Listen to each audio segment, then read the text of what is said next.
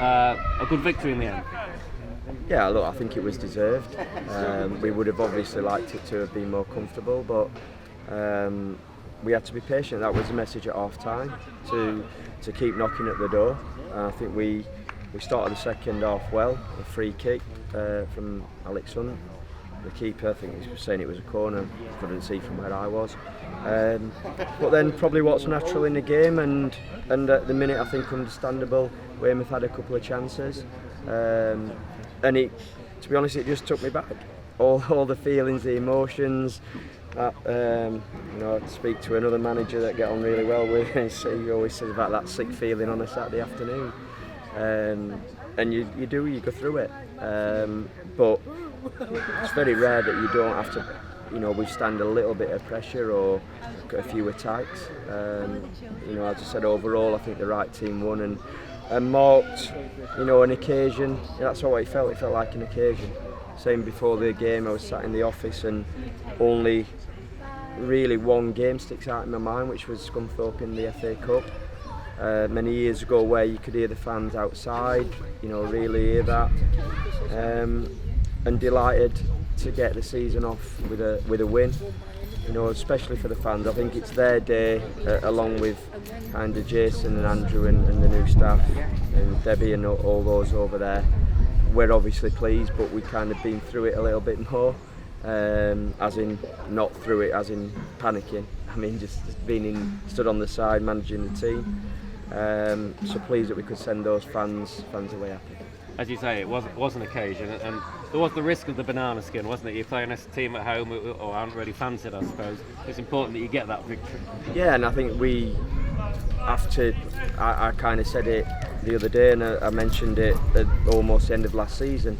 We all have to be respectful of the league and every team in it. They're in it for a reason, because they've earned the right to be. And we said before that when we watched them, they play some decent football. They tried that at times.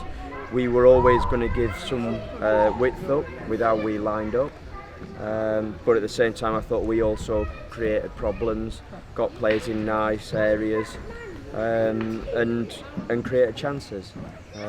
So you do sort to run as the clock's ticking on if that goal's going to come. But when it did, it was a superb finish. I think he took it really early, just passed it into the net, and kind of was in an area where we wanted to be. With the two subs involved as well, and they made quite a difference when they came on. They did. They had a positive impact, of course they did. Not taking anything away from the lads that were on. We, at that point, initially, Lenny for Ryan was always going to be the case, but Ryan did very well. He showed his a touch of class that he's got, played at higher levels, and I think little parts of his game you can see why. So it was always the plan, no injury thankfully. And then the other one we changed shape and went with a sort of front three splitting the pitch, and that seemed to help us a little, I would suggest, at that point in the game. And as you said, they linked up and found a nice pass inside to John, and he slid it home, superbly. And with the system you've got, how important is it the fullbacks come forward and provide that width for you that you were saying about? Yeah, absolutely. And I think first half, at times, we were still a little bit safe on that. I think we could have pushed people higher, but as much as that has to be, part of the makeup in that system, I still want them to defend. They have to be defenders first and foremost, and to keep a clean sheet. Like I said, a couple of really good blocks. I don't think Mac has had to. I think that even when they had the attempts, it was more blocks than real saves. So that was nice to see people putting their bodies on the line.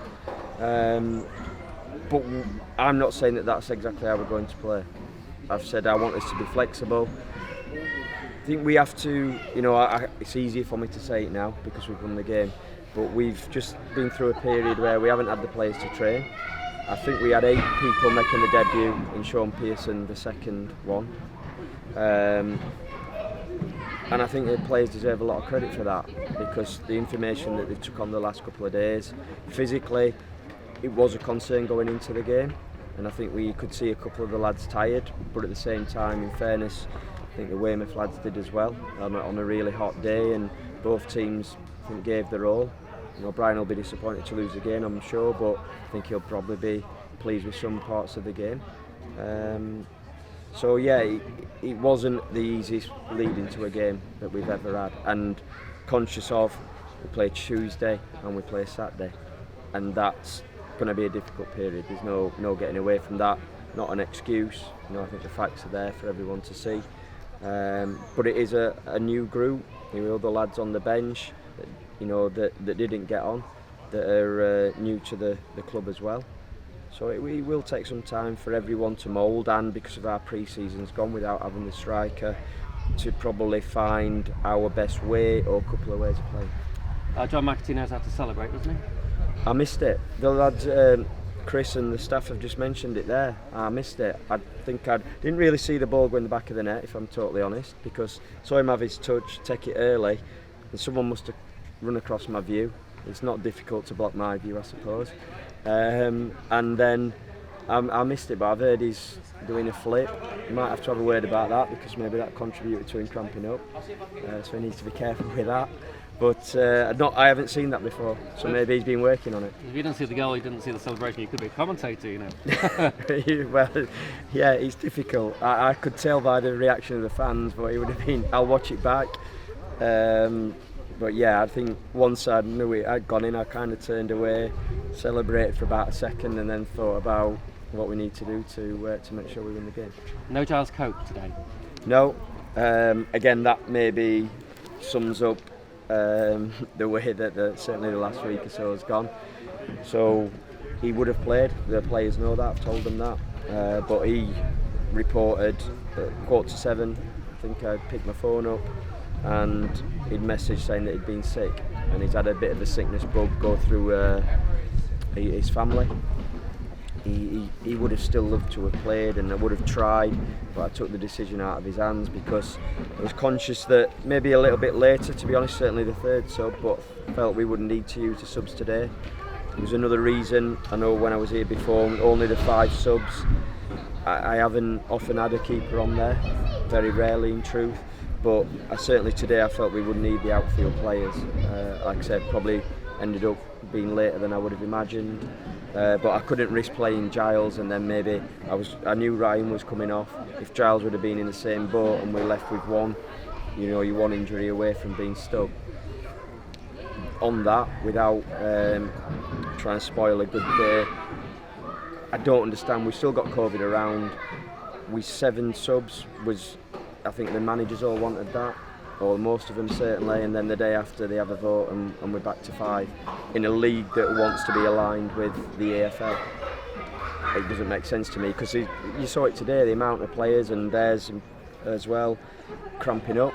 It wouldn't make sense to be able to have those extra subs. So, but we haven't, I suppose. We get on with it, but that's just a little frustration that I felt during the game that I don't really know why we haven't done it.